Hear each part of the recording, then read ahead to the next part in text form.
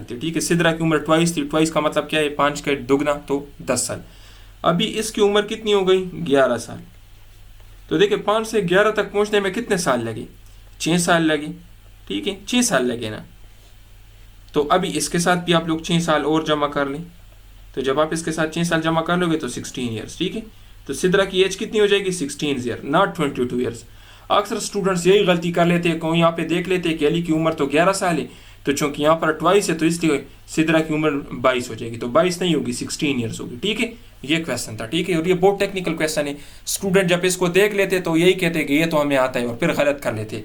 और वहां पर आप लोग, अस्सलाम वालेकुम डियर स्टूडेंट्स, उम्मीद करता हूं कि आप सब खैरियत से होंगी and welcome to the line forces academy YouTube channel. So dear students, आज के इस वीडियो के अंदर मैं आप लोगों के साथ most repeated past papers questions के ऊपर डिस्कशन करने वाला हूं। जिस तरह मैंने आपको बताया था कि मैं इंशाल्लाह आप लोग अगर वीडियो को लाइक करेंगे और वीडियोस में इंटरेस्टेड होंगे तो मैं मज़ीद वीडियोस आप लोगों के लिए अपलोड करता रहूँगा। तो पिछली वीडियोस के ऊपर भी आप लोगों ने काफ़ी लाइक्स और कमेंट्स किए, इस वीडियो के ऊपर भी करें और आगे आने वाली वीडियोस के ऊपर भी हमारी लाजमी लाइक्स और कमेंट किया करें ताकि हमें पता चले कि आप कितना इंटरेस्टेड है और इसी के हिसाब से हम आपके लिए और वीडियोस अपलोड करते रहे। तो देखिए, अगर आप लोगों ने इससे पहली वाली वीडियोस हमारी नहीं देखी, AFNS के ऊपर जो हम वीडियोस बना चुके हैं, जिसमें मैं मोस्ट रिपीटेड क्वेश्चंस अपलोड कर चुका हूँ, फिजिक्स के भी, इसके अलावा बायोलॉजी के भी, केमिस्ट्री के भी, पास्ट पेपर्स भी कर चुका हूँ। आप हमारे यूट्यूब चैनल पे जाए, वहाँ पर AFNS के नाम से प्लेलिस्ट है, AFNS 2024 के नाम से, उसके अंदर सारी वीडियोस आपको मिल जाएगी जो अभी तक हम AFNS के ऊपर अपलोड कर चुके हैं। तो इंशाल्लाह आज से हम पास्ट पेपर्स का सीरीज स्टार्ट करने जा रहे हैं, जिसके अंदर हम आपको पास्ट पेपर्स कंप्लीट सॉल्व करवाएंगे, A to Z उसके डिटेल्ड एक्सप्लेनेशन देंगे और उसके साथ जो रेलेवेंट पॉइंट्स होंगे तो भी आपको बताते जाएंगे, ठीक है। तो इस वीडियो को लाजमी लाइक करें और अपने दोस्तों के साथ भी शेयर करें ताकि आप वीडियो से ज़्यादा सीख सके और बाकी लोगों की भी हेल्प हो, ठीक है। सो डियर स्टूडेंट्स, आप लोग मुझे जानते होंगे, मेरा नाम डॉक्टर सदीद एहसन है, qualified from army medical college and PA में 144 नाम कोर्स, ठीक है। और आप लोग ये भी बेहतर जानते हैं कि जो मैं ट्रिक्स पढ़ाता हूँ अपने लेक्चर्स के अंदर, और आप लोग ये भी जानते हैं कि जो गेस्ट क्वेश्चंस मैं अपने वीडियोस के अंदर बताता हूं तो 100% वही टेस्ट के अंदर आते हैं। अगर आप लोगों ने हमारा रिजल्ट नहीं देखा तो यूट्यूब चैनल पे जाए, कम्युनिटी सेक्शन में, वहाँ पे आपको रिजल्ट मिल जाएगा। अल्हम्दुलिल्लाह अभी जो आर्मी मेडिकल कॉलेज के टेस्ट हुए हैं तो उसमें हमारे 200 से ज़्यादा स्टूडेंट्स अपने टेस्ट क्लियर कर चुके हैं। तो आर्मी मेडिकल कॉलेज और AFNS का टेस्ट ऑलमोस्ट एक जैसा होता है, ठीक है। तो मैं खुद डॉक्टर हूँ, ये टेस्ट क्लियर कर चुके हैं, इस तरह के बहुत सारे टेस्ट दे चुके हैं। तो इंशाल्लाह जो चीज़ें मैं आपको पढ़ाऊंगा ये मैं यकीन से कह सकता हूँ कि इस तरह कोई आपको नहीं पढ़ा सकता। और यूट्यूब पर आजकल एक बहुत बड़ा स्कैम चल रहा है कि लोगों ने क्या किया हुआ है, कभी अपने नाम के साथ सर लगा देते हैं, कभी अपना नाम के साथ डॉक्टर। तो सर या डॉक्टर लगाने से कोई ना तो सर बनता है ना डॉक्टर बनता है, ठीक है। इसके लिए प्रॉपर मेहनत करनी पड़ती है और जो आप पढ़ाते हो तो लोगों को उस चीज़ से पता चल जाता है कि आप डॉक्टर हो या नहीं, आप सर हो या नहीं। तो सिर्फ सर लगाने से कुछ नहीं होता। तो इसलिए इन स्कैमर से बच के रहे, जो आप लोगों को कम फ़ी का जानसा देंगे, आप लोगों को कहेंगे कि 2000 में हम आपको AFNS की कंप्लीट तैयारी करवा देंगे। तो आप खुद समझदार हो कि 2 सालों का कोर्स है, क्या 2000 में तैयारी हो सकती है? नहीं हो सकती। इतना ज़्यादा कोर्स है, इतना बड़ा सीट है, इतना ज़्यादा कंपटीशन है, तो सिर्फ टेस्ट पास आपका हो जाएगा। सिर्फ टेस्ट पास होने से कुछ नहीं होता, मेरिट में नाम आना बहुत ज़रूरी है, ठीक है। सो डियर स्टूडेंट्स, ये एडवर्टाइजमेंट आप लोगों ने देखी होगी, 10 अगस्त जो है लास्ट डेट है, ठीक है। 10 अगस्त तक आप लोगों ने रजिस्ट्रेशन करनी है। बाकी जो हमारे स्टूडेंट हैं जिन्होंने हमसे तैयारी करनी है या जो हमारी एकेडमी में एडमिशन लेना चाहते हैं, उनको मेरे यही इंस्ट्रक्शन है कि आप लोग 8 या 9 तारीख को कर लें, ताकि एक तो आपको तैयारी के लिए टाइम ज़्यादा मिले, ठीक है, और आपको तैयारी अच्छी हो। इसके अलावा आपसे पहले जो लड़कियां टेस्ट दे के आएगी तो उनकी एक्सपीरियंसेस भी हमें मिल जाएंगे, तो उनको भी हम अपने एक ख़ास मेथड से सॉल्व करते हैं जहाँ से बहुत सारे क्वेश्चन हमारे रिपीट हो जाते हैं। बाकी सेंटर आपने कौन सा सेलेक्ट करना है, जो सेंटर आपके करीब हो वो सेंटर आप लोग सेलेक्ट कर सकते हो, ठीक है। सो देखिए डियर स्टूडेंट्स, सबसे पहले मैं आप लोगों को टेस्ट का पैटर्न बता देता हूँ। टेस्ट के अंदर आपके 4 पोर्शन होंगे और 19 अगस्त से टेस्ट स्टार्ट होने वाले, ठीक है। 19 अगस्त को सबसे पहला टेस्ट है। इसी तरीके से 10 सितंबर तक हमारे पास स्टूडेंट्स है जिनके टेस्ट 10 सितंबर तक है। इट मीन्स कि ये 10-15 तक ये टेस्ट जारी रहेंगे।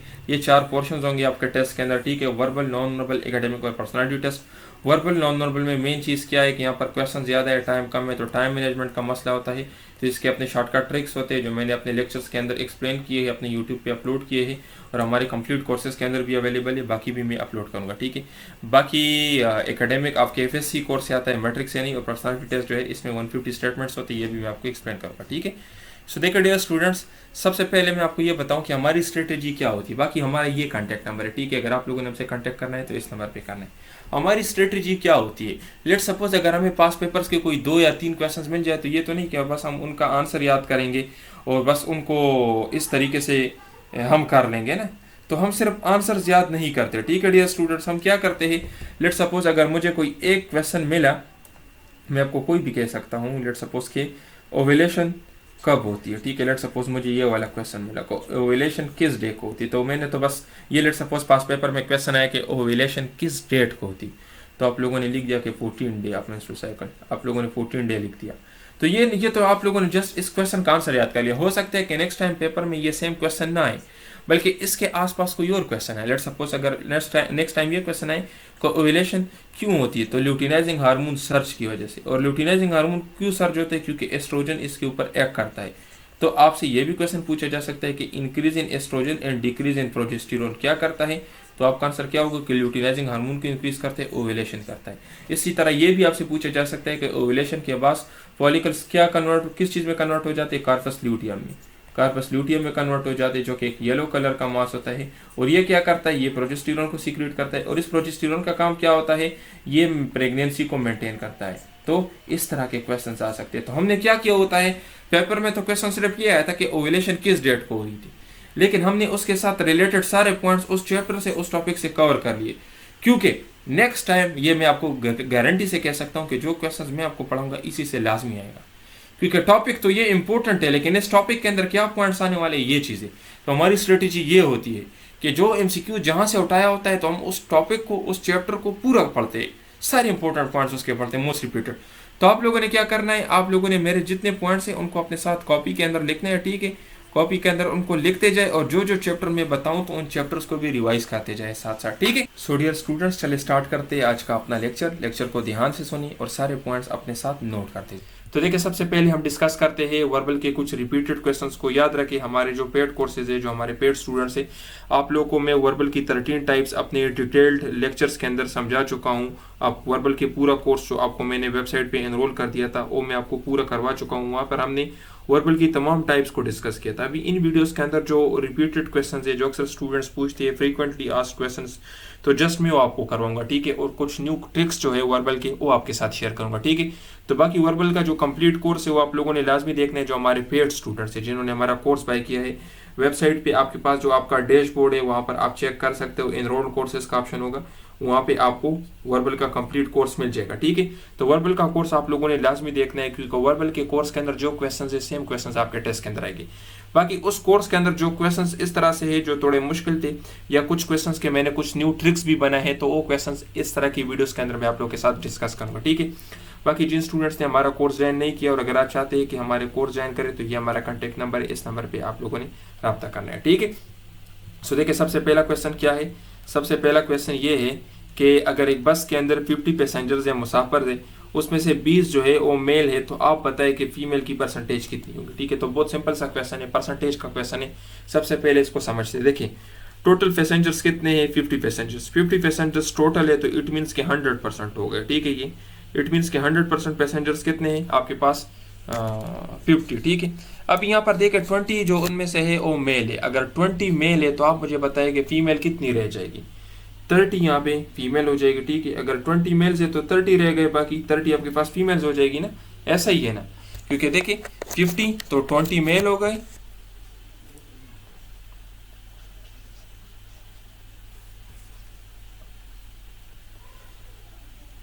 सो अभी देखिए डियर स्टूडेंट्स,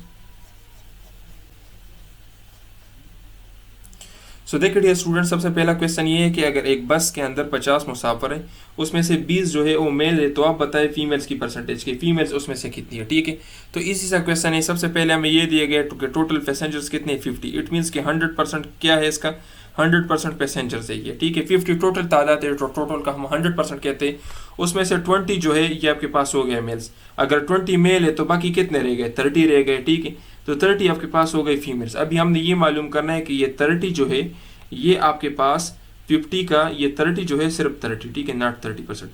ये 30 जो है ये 50 का कितना परसेंट बनता है, ठीक है। तो ये चीज़ हमने मालूम करना है। तो देखिए सिंपल सा मैं आपको बताता हूँ।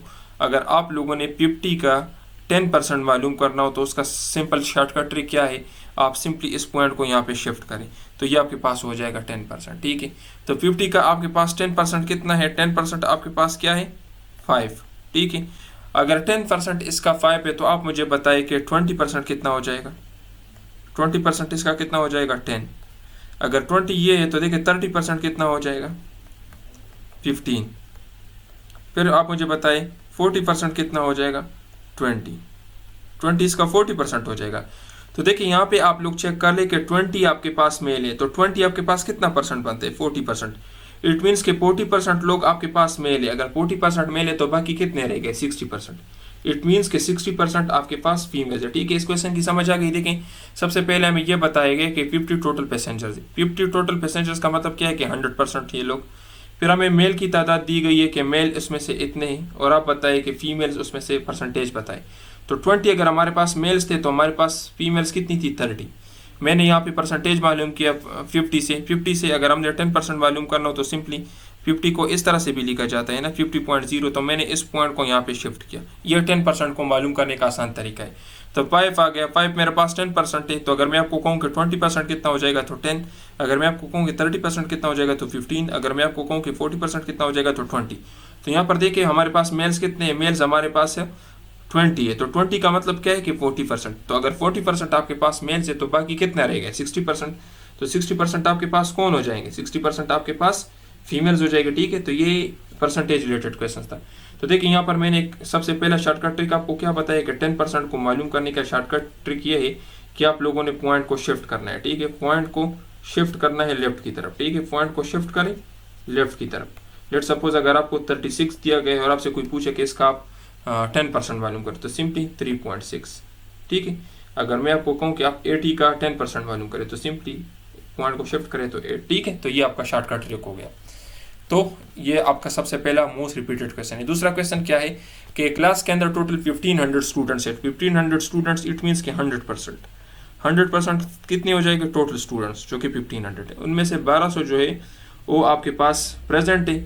आप लोग परसेंटेज मालूम करें प्रेजेंट स्टूडेंट की। तो देखें 1200 आपके पास प्रेजेंट है, अगर 1200 प्रेजेंट है तो एब्सेंट कितने हो जाएंगे 300। ठीक है, तो हम प्रेजेंट की भी परसेंटेज मालूम करेंगे और एब्सेंट की भी परसेंटेज मालूम करेंगे। ठीक है, तो अब यहाँ पे इसको समझते देखें 1500 का सबसे पहले मैं मालूम करूंगा 10%। आप लोगों को मैंने तरीक़ेकार बताया था कि 1500 को हम इस तरह से भी लिख सकते हैं 1500.0 पॉइंट को यहाँ पर शिफ्ट करें तो 150 आपका कितना हो जाएगा 10%। ठीक है, 150 आपका कितना हो जाएगा 10%। अच्छा ठीक है, अगर 150 10% है तो 300 कितना हो जाएगा, 300 आपके पास हो जाएगा 20%। ठीक है, तो यहाँ पे देखें 300 स्टूडेंट्स एब्सेंट है, इट मीन्स कितने परसेंट स्टूडेंट एब्सेंट है, 20% स्टूडेंट आपके पास हो एब्सेंट है। अगर 20% स्टूडेंट एब्सेंट है तो प्रेजेंट कितने हो गए 80% स्टूडेंट्स।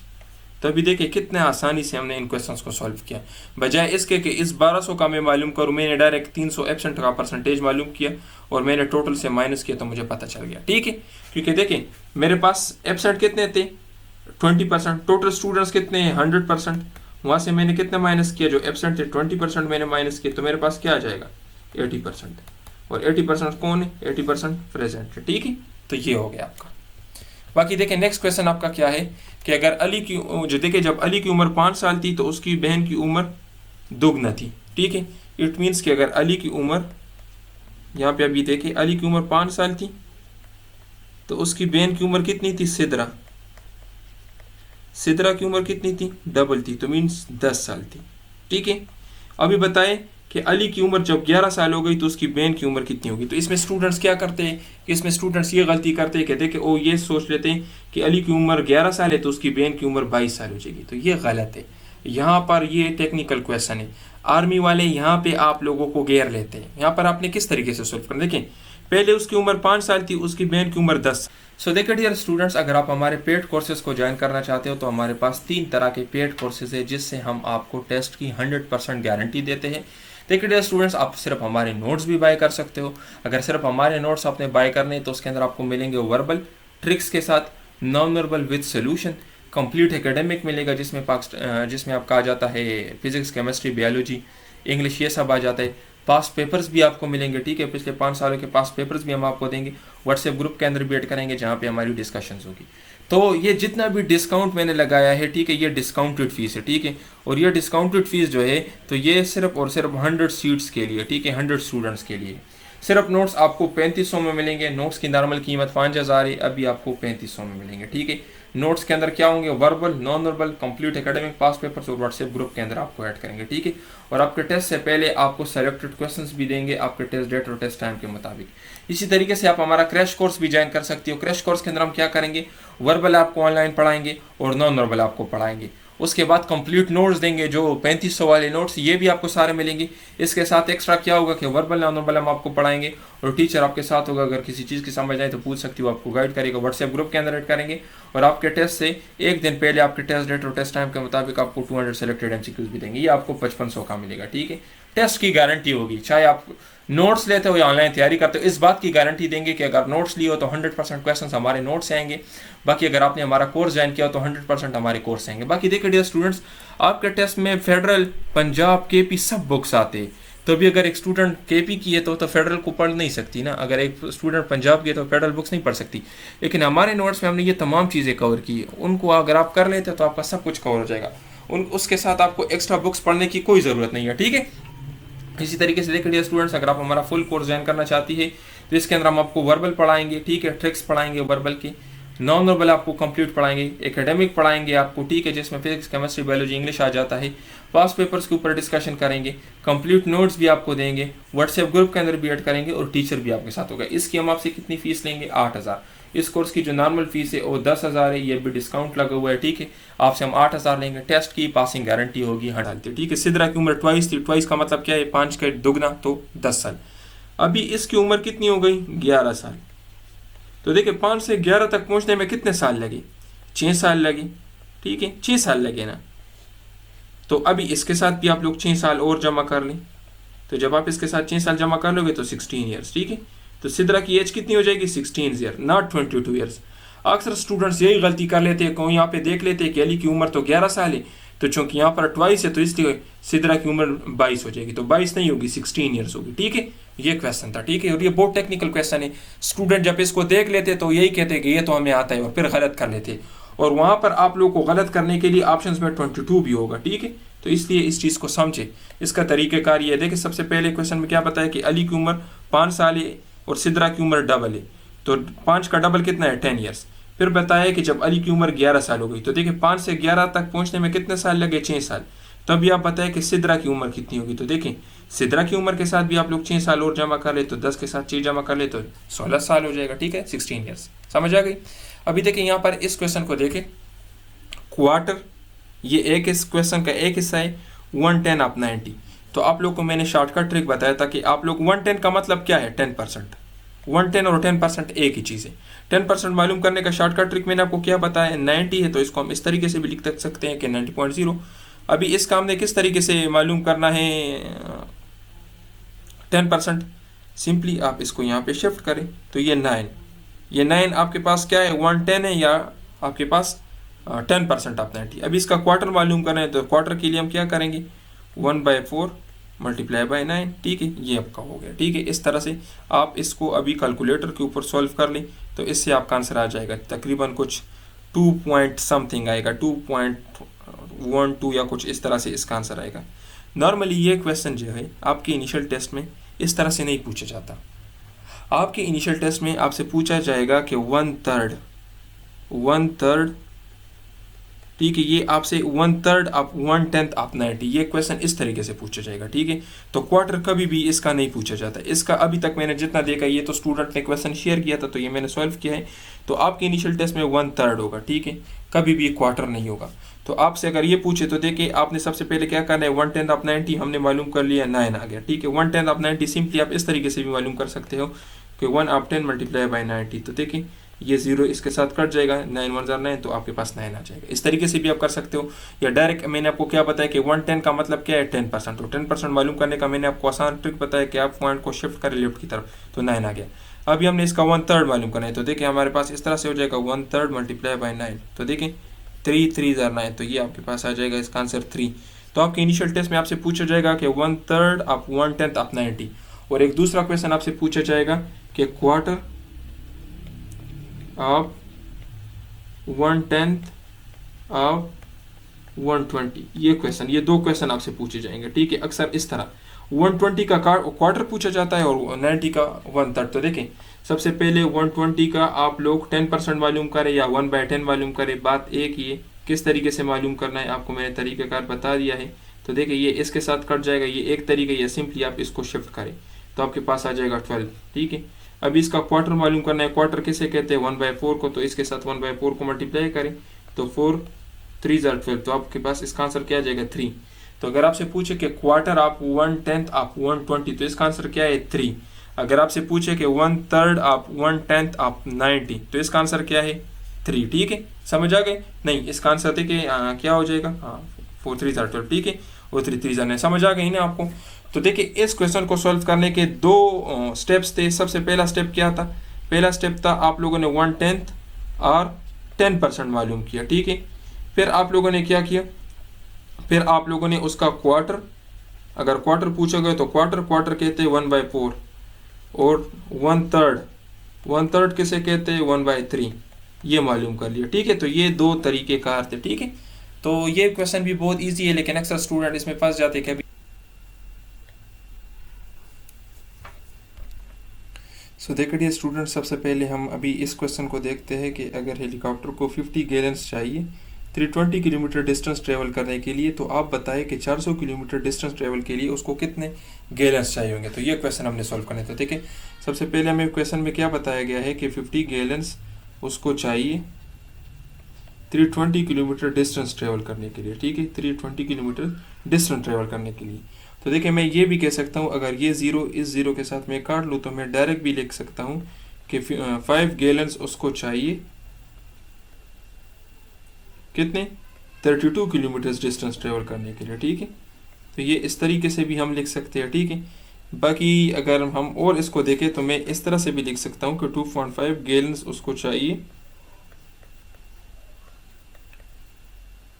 16 किलोमीटर डिस्टेंस ट्रेवल करने के लिए, ठीक है।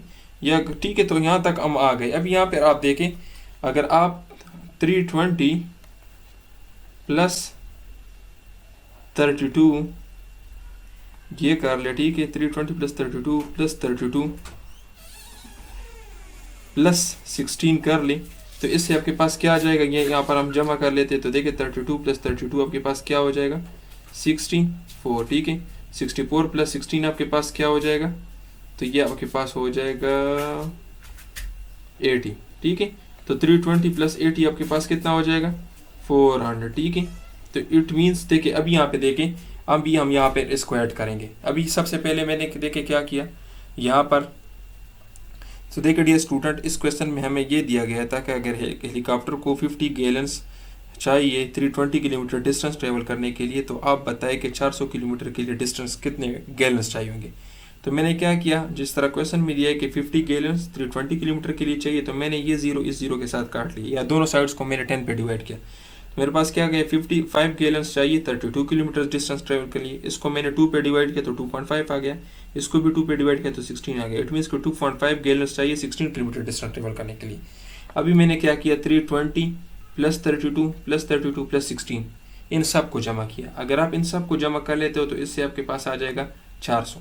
तो अभी देखिए यहाँ पर ये सारे किलोमीटर्स है ना, ये सारे किलोमीटर्स मैंने किए, और ये 400 भी किलोमीटर्स है। तो 320 किलोमीटर डिस्टेंस ट्रेवल करने के लिए कितने गैलन्स चाहिए 50।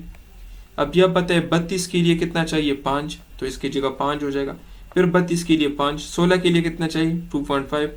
तो देखें 50 जब 5 जमा कर लेते 55 और 5 जमा कर ले तो 60 और ये। सो देखिए डियर स्टूडेंट्स, अभी हम एकेडमिक के जो मोस्ट रिपीटेड टॉपिक्स है उसको डिस्कस करेंगे। एकेडमिक को कवर करने का हमारा तरीक़ाकार ये होता है कि एकेडमिक के जो रिपीटेड टॉपिक्स होते हैं जहाँ से बार बार MCQs आते हैं, तो हम अपनी वीडियोज़ के अंदर डिस्कस करते हैं। हमने पिछले 5 साल के पास पेपर को स्टडी किया है, तो उन पास पेपर्स के अंदर जो क्वेश्चन जहाँ जहाँ से उठाए गए हैं वो हम डिस्कस करेंगे। जिस तरह यहाँ पर देखिए हम डायमेंशंस को डिस्कस करेंगे, पूरे डायमेंशंस को, क्योंकि पास पेपर में बहुत ज़्यादा क्वेश्चन आए हैं डायमेंशन से। ठीक है। इसी तरीके से आप लोग देखें तो नेक्स्ट आपका क्या है, नेक्स्ट आपका है इनऑर्गेनिक केमिस्ट्री। इनऑर्गेनिक केमिस्ट्री से बहुत सारे पॉइंट्स आए आपके टेस्ट में, तो हम इनऑर्गेनिक केमिस्ट्री के भी इंपॉर्टेंट एरियाज को डिस्कस करेंगे। फिर आपका है सेंटेंसेस, तो इसको भी हम डिस्कस करेंगे कि सेंटेंस क्या है, इसकी टाइप्स क्या है। फिर ट्रांजिटिव और इंट्रांजिटिव वर्ब, इसको भी डिस्कस करेंगे। तो पास्ट पेपर्स को कवर करने का हमारा तरीकेकार ये होता है कि हम जस्ट उन क्वेश्चंस के आंसर याद नहीं करते। अक्सर लोग क्या कहते हैं कि उनको जो क्वेश्चन मिल जाते हैं तो जस्ट उनके आंसर याद कर लेते। तो सिर्फ आंसर याद करने से कुछ नहीं होता, क्योंकि अगर नेक्स्ट टाइम वो क्वेश्चन आपके पेपर में ना आया तो फिर आप क्या करोगे। लेकिन इसके 100% चांसेस है कि उस टॉपिक से आपके पेपर में क्वेश्चंस आ सकते हैं। तो इसलिए हम उन टॉपिक्स को स्टडी करेंगे। तो ये हमने अपना एक कंप्लीट सीरीज स्टार्ट किया हुआ है। ये डेमो लेक्चर आप लोगों को मिल जाएगा। बाकी ये जो कंप्लीट लेक्चर है ये सारे के सारे जिसके अंदर हमने डिस्कस किए, ये हमारे पेड स्टूडेंट्स के लिए है, ये उनके वेबसाइट पे अवेलेबल है। ठीक है। तो हमारा तरीकेकार क्या होता है, पास्ट पेपर्स को हम स्टडी करते हैं, जो क्वेश्चंस जहां से ज्यादा एमसीक्यूज आए होते हैं उस पूरे टॉपिक को हम स्टडी करते हैं। ठीक है। तो इसके अंदर हम ये टॉपिक स्टडी करेंगे। बाकी इसके अंदर कुछ और भी माइनर टॉपिक्स हैं, जिस तरह स्पेलिंग्स है। बार बार अक्सर स्पेलिंग्स पूछे जाते हैं कि करेक्ट स्पेलिंग्स आप बताएं इंग्लिश के अंदर। तो जितने भी स्पेलिंग पूछे गए पिछले 5 सालों के अंदर वो सारे के सारे हमने अपने यहाँ पर वीडियोस के अंदर बताए हैं, और ऑलमोस्ट उसी से क्वेश्चन पूछे जाते हैं। तो सबसे पहला क्वेश्चन क्या है कि dimension of Boltzmann constant. Boltzmann constant का डायमेंशन क्या है। तो देखिए ये बोल्ट्जमैन कांस्टेंट का डायमेंशन है। डायमेंशन आप लोगों ने पढ़ा होगा कि डायमेंशन क्या चीज़ है। तो जस्ट आप यहाँ पे ये याद कर ले कि ml² t - k × -1। ठीक है। ये क्या है, ये बोल्ट्जमैन कांस्टेंट का डायमेंशन है। ठीक है। और इसके अलावा आप लोग का असाइनमेंट ये है कि इसका आप लोग एसआई यूनिट भी याद कर ले कि बोल्ट्जमैन कांस्टेंट का एसआई यूनिट क्या है। तो यहाँ पर देखिए, यहाँ पर मैंने कुछ डायमेंशंस दिए हैं। डायमेंशंस लेस वेरिएबल क्या है, जिनका डायमेंशन तो नहीं होता लेकिन उनकी वैल्यू जो है वो वेरिएबल होती है। जिस तरह देखें रिफ्रैक्टिव इंडेक्स, ये क्वेश्चन आपसे पूछा जाता है कि रिफ्रैक्टिव इंडेक्स का डायमेंशन क्या है, तो इसका डायमेंशन नहीं है। ठीक है। मैग्निफिकेशन, ये क्वेश्चन काफ़ी मरतबा रिपीट हो चुका है। ठीक है। इतनी मरतबा आया है ना ये क्वेश्चन कि मैग्निफिकेशन का डायमेंशन क्या है, तो वहाँ पर फिर स्टूडेंट्स फंस जाते हैं कि यार अभी मैग्निफिकेशन का डायमेंशन क्या है, क्योंकि ये तो आप लोगों ने पढ़ा नहीं है। लेकिन यहाँ पर ये एग्जाम्पल्स के अंदर आपके बुक के अंदर भी मौजूद है। तो ये क्या है, डायमेंशन लेस, इसका डायमेंशन नहीं होता लेकिन इसकी वैल्यू जो है वो वेरिएबल होती है, चेंज होती है। इसी तरह सॉलिड एंगल, ठीक है, और प्लेन एंगल। ठीक है। तो ये चीज़ें आप याद रखें, ये एग्जांपल्स आपसे पूछे जा सकते हैं। बाकी देखिए डायमेंशन लेस कांस्टेंट, इस तरह की चीज़ें जो जिनका डायमेंशन तो नहीं होता लेकिन उनकी वैल्यू भी फिक्स होती है। जिस तरह देखिए पाई, ये पाई अक्सर पूछा जाता है कि पाई क्या है, रेनॉल्ड नंबर। ठीक है। Coefficient of fraction, coefficient of fraction जो है ये भी आप लोग याद रखें, इसका आपसे पूछा जाता है कि इसका डायमेंशन क्या है। ठीक है। बाकी देखिए डायमेंशनल वेरिएबल, ठीक है, इस तरह के क्वांटिटीज जिनका डायमेंशन भी होता है और जिनकी वैल्यू चेंज होती है। जिस तरह देखिए वेलोसिटी, फोर्स, टॉर्क, पावर। तो इसके अंदर सबसे इंपॉर्टेंट क्या है, 1 और 2 आपके लिए बहुत इंपॉर्टेंट है। जिस तरह ये मैग्निफिकेशन का मैंने आपको बताया, ये बार बार पूछा गया है कि मैग्निफिकेशन का डायमेंशन क्या है, तो मैग्निफिकेशन का कोई डायमेंशन नहीं है। आपसे ये भी पूछा जा सकता है कि कोफिशिएंट ऑफ फ्रैक्शन का डायमेंशन क्या है, फाई का डायमेंशन क्या है। ठीक है। तो ये चीज़ आपसे पूछी जा सकती है।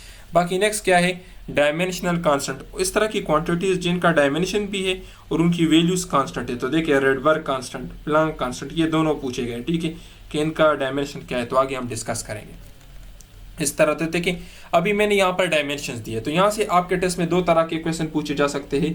एक आपसे पूछा जाएगा सेम डायमेंशन, लेट सपोज आपसे पूछा जाएगा कि the dimension of torque is same as, तो देखिए वर्क और एनर्जी। आपसे पूछा जाएगा कि the dimension of stress is same as pressure, Young modulus. ठीक है। तो इस तरह के क्वेश्चन आपसे पूछे जाते हैं। या the dimension of heat capacity is same as, तो एंट्रोपी एंड बोल्ट्जमैन कांस्टेंट। तो आपसे क्वेश्चन पूछा जाएगा same as the dimension of, जिस तरह मैंने बताया कि dimension of torque is same as. दूसरा क्वेश्चन आपसे डायरेक्ट पूछा जाएगा डायमेंशन का। ये यहाँ पर जितने मैंने ब्लैक किए हैं ना, तो ये बार बार इनिशियल टेस्ट में पूछे गए। स्ट्रेस का डायमेंशन पूछा गया कि स्ट्रेस का डायमेंशन क्या है, प्लैंक कांस्टेंट का डायमेंशन पूछा गया, तो ये देखें ये प्लैंक कांस्टेंट का डायमेंशन है। बोल्ट्जमैन कांस्टेंट का डायमेंशन पूछा गया, तो ये बोल्ट्जमैन कांस्टेंट का है। Heat capacity, entropy, spring constant, ये स्प्रिंग कांस्टेंट का है। रेडबर्ग कांस्टेंट का पूछा गया, तो ये देखें ये है। अभी देखिए अगर ये आपके टेस्ट में सेम इस तरह से ना हो l-1, तो ये आपको इस तरह से मिलेगा m⁻0, ठीक है, t⁻0 l⁻⁻⁻1, तो ये सेम चीज़ है। ठीक है, क्योंकि 0 0 एक ही चीज़ है। ठीक है। इस तरह गैस कांस्टेंट R, तो आपसे 2 तरह के क्वेश्चन पूछे जाएंगे। एक तो मैंने जितने ब्लैक किए हैं ये डायरेक्ट इनिशियल टेस्ट में पूछे गए। दूसरा क्वेश्चन आपसे ये पूछा जाएगा कि same as the dimension of this quantity is same as, जिस तरह देखें कि the dimension of frequency and velocity gradient is same, dimension of energy and work is same. तो ये आपसे पूछे जाते हैं और ये डायमेंशंस आप लोगों ने याद करने हैं। ठीक है। ये डायमेंशन आप याद कर ले, जो खासकर जो मैंने ब्लैक किए हैं ये बहुत इंपॉर्टेंट है। दूसरा क्वेश्चन देखिए डायमेंशन ऑफ मैग्नीफिकेशन। तो मैंने आपको क्या बताया कि ये डायमेंशनलेस वेरिएबल है। डायमेंशनलेस वेरिएबल किसे कहते हैं कि इसकी वैल्यू तो चेंज होती है लेकिन इसका कोई डायमेंशन नहीं है, ठीक है, ये डायमेंशनलेस वेरिएबल है, ठीक है। तो और ये क्या है, ये रेशो है, और याद रखिए रेशो का जो है तो कोई डायमेंशन नहीं होता, ठीक है। बाकी देखिए मैग्नीफिकेशन क्या है, ये रेशो है object distance to ratio of image distance to object distance, ठीक है। तो देखिए दोनों डिस्टेंस ही है ना, ये भी डिस्टेंस है ये भी डिस्टेंस है, तो डिस्टेंस डिस्टेंस के ऊपर डिवाइड हो जाएगी, इसलिए कोई डायमेंशन नहीं है, ठीक है। तो अभी देखिए नेक्स्ट क्वेश्चन क्या है, which one of the following catalyst is use in the polymerization of polyethene. Polyethene के पॉलीमराइजेशन में कौन सा कैटलिस्ट यूज होता है, ठीक है। तो यहाँ पर इस तरह के एग्जांपल्स आपको दिए गए थे। तो याद रखिए ये दो जो आपको नजर आ रहा है, ट्राई इथाइल एल्यूमिनियम और टाइटेनियम टेट्राक्लोराइड, ये दोनों यूज होते हैं पॉलीमराइजेशन ऑफ पॉलीईथीन में, ठीक है। तो ये हो गए, ठीक है, ये आपके ऑप्शंस हो गए ये दोनों। तो ये देखिए ये पॉलीमराइजेशन, यहाँ पर देखिए इथाइलिन आपको नजर आ रहा है, और यहाँ पर पॉलीमराइजेशन क्या है, जब मोनोमर्स को हम कंबाइन करते हैं बहुत सारे मोनोमर्स को और उससे हम पॉलीमर्स बनाते हैं। जिस तरह देखिए यहाँ पर एक इथाइलिन है, यहाँ पर हमने बहुत सारी इथाइलिन ज्वाइन किए, तो पोली मीन्स मैनी इथाइलिन, तो इसको हम पॉली इथाइलिन कहते हैं, ठीक है। तो ये क्या है, ये पॉलीमराइजेशन है। पॉलीमराइजेशन में हम क्या करते हैं, मोनोमर्स को कंबाइन करते हैं पॉलीमर्स बनाने के लिए, ठीक है। और याद रखिए इन दोनों के बनने से हमारे पास एक कैटलिस्ट आता है जिसको क्या कहते हैं, जिगलर नाटा कैटलिस्ट। तो अक्सर ये क्वेश्चन भी पूछा गया इनिशियल टेस्ट में कि जिगलर कैटलिस्ट क्या है। तो जिगलर कैटलिस्ट क्या है, ये ट्राई इथाइल एल्यूमिनियम और टाइटेनियम टेट्राक्लोराइड से बना होता है, ठीक है। और ये किस चीज़ में काम आता है, पॉलीमराइजेशन ऑफ पॉलीईथीन, ठीक है। तो ये आपके एमसीक्यू हो गए। जिगलर कैटलिस्ट अक्सर पूछा जाता है कि जिगलर कैटलिस्ट क्या चीज़ है, तो ये ट्राई इथाइल एल्यूमिनियम और टाइटेनियम टेट्राक्लोराइड से बना होता है, ठीक है। और ये पॉलीमराइजेशन ऑफ पॉलीईथीन में आता है, ठीक है। ये देखिए इथाइलिन का मोनोमर है और यहाँ पर ये पॉलीमर है, ठीक है। एन क्या, एन आपको शो करता है नंबर। ये इसके अलावा देखिए यहाँ पर दो इंपॉर्टेंट क्वेश्चन अक्सर पूछे जाते हैं। टाइटेनियम का जो है ना, तो ये आपसे कलर का पूछा जाता है। तो अगर ये +3 कन्फिगुरेशन में हो तो इसका कलर क्या होगा, पर्पल, और अगर ये +4 कन्फिगुरेशन में हो तो ये कलरलेस होगा। अभी आप बताएं कि ये कलर कहाँ से आता है। तो ये देखिए ये इलेक्ट्रॉन के एक्साइटेशन और डी एक्साइटेशन से आते हैं, ठीक है। तो अगर आपसे पूछे कि the colour of an ionic compound is due to the excitation and de-excitation of electron, जब इलेक्ट्रॉन एक्साइट होते हैं, हाई ऑर्बिट में जाते हैं, हाई एनर्जी ऑर्बिट में जाते हैं, फिर वहाँ से उनकी डी एक्साइटेशन होती है, लो ऑर्बिट में आते हैं, लो एनर्जी ऑर्बिट में आते हैं, तो इस दौरान एनर्जी रिलीज होती है और वो एनर्जी हमें। नेक्स्ट क्वेश्चन क्या है कि चूज द करेक्ट स्पेलिंग्स। तो ये देखिए सॉवर्जिनिटी, खुद मुख्तारी को कहते हैं। तो इसके जो स्पेलिंग्स है ना, ये आप लोग याद कर लें, ये आपकी इनिशियल टेस्ट में आपसे पूछे जाएंगे, आपको दिए गए होते हैं कि इसका करेक्ट स्पेलिंग क्या है। तो ये अक्सर स्टूडेंट्स को नहीं आती, ये स्पेलिंग आप याद कर लें यहाँ पर, ठीक है, और मीनिंग भी याद कर लें, ठीक है। अब यहाँ पर देखें डिसीव, धोखा देना को कहते हैं, ठीक है, स्पेलिंग देख लें। कंसीव, तसव्वुर करना, ठीक है। अभी देखें स्किवर्स, सीख है, ठीक है। यहाँ पर देखें परसीव, समझना, महसूस करना। रिफर्ड, हवाला दिया, ठीक है। और पीडियाट्रिक, बच्चों का मीन्स बच्चों के डॉक्टर को पीडियाट्रिक डॉक्टर कहते हैं, ठीक है। तो ये स्पेलिंग्स जो है ये आप याद कर ले, ये आपसे पूछे जाएंगे और ये आपके इनिशियल टेस्ट में लाजमी आएंगे। बाकी देखिए सिनोनिम्स और एंटोनिम्स जो है वो मैंने आपके वेबसाइट पे इंशाल्लाह आज वो भी अपलोड कर लूँगा। सिनोनिम्स और एंटोनिम्स जो आप लोगों के वेबसाइट पे अपलोडेड है, सिर्फ और सिर्फ वही कर लें। और पिछले 5 सालों के जो सिनोनिम्स और एंटोनिम्स हैं उनको मैंने एक साथ कंबाइन किया है। आपके इनिशियल टेस्ट के अंदर सिनोनिम्स और एंटोनिम्स इन 2 वीडियोस से आएगी, कोई भी एक्स्ट्रा नहीं हुआ, ठीक है। अभी देखिए नेक्स्ट क्वेश्चन क्या है कि विच one of the following have the largest wavelength. यहाँ पर वेव्स आपको दी है, तो आपसे पूछा गया कि लार्जेस्ट वेवलेंथ किस का होगा, ठीक है। तो देखिए रेडियो वेव्स जो है ना, तो इसका सबसे लार्जेस्ट वेवलेंथ होता है, ठीक है। और गेमा रेव्स जो है ना, तो इसका सबसे शार्टेस्ट वेवलेंथ होता है। अगर इसका वेवलेंथ जो है सबसे शार्टेस्ट है तो फ्रीक्वेंसी किसकी ज़्यादा होगी, ये आप लोग का असाइनमेंट है, आप मुझे बताएं। तो यहाँ पर देखिए मैंने क्या क्या बताया कि शार्टेस्ट वेवलेंथ कौन सी की होगी, गेमा रेज की। अगर इसकी वेवलेंथ शार्टेस्ट है तो इसकी फ्रीक्वेंसी सबसे हाईएस्ट होगी और इसकी फ्रीक्वेंसी सबसे लोवेस्ट होगी, ठीक है। फ्रीक्वेंसी सबसे लोवेस्ट होगी, फ्रीक्वेंसी लोवेस्ट होगी। अगर मैं आपसे पूछूं कि एनर्जी किसकी ज़्यादा होगी, तो एनर्जी भी गेमा रेज की सबसे ज़्यादा होगी और रेडियो वेव्स की एनर्जी सबसे कम होगी, ठीक है, क्योंकि energy is directly proportional to frequency, ठीक है। जिसकी फ्रीक्वेंसी ज़्यादा होगी उसकी एनर्जी ज़्यादा होगी and energy is inversely proportional to wavelength, ठीक है। तो जिसका वेवलेंथ कम होगा उसकी एनर्जी सबसे ज़्यादा होगी। तो गेमा रेज जो है इसका वेवलेंथ सबसे कम होता है, इसलिए इसकी फ्रीक्वेंसी सबसे ज़्यादा होगी और इसकी एनर्जी भी सबसे ज़्यादा होगी। आपके पास रेडियो वेव्स जो है तो इसकी वेवलेंथ सबसे ज़्यादा है, इसलिए फ्रीक्वेंसी सबसे कम होगी। और थैंक यू डियर स्टूडेंट्स, आपका बहुत ख्याल रखिए, वीडियो को लाजमी लाइक करें। वस्सलाम।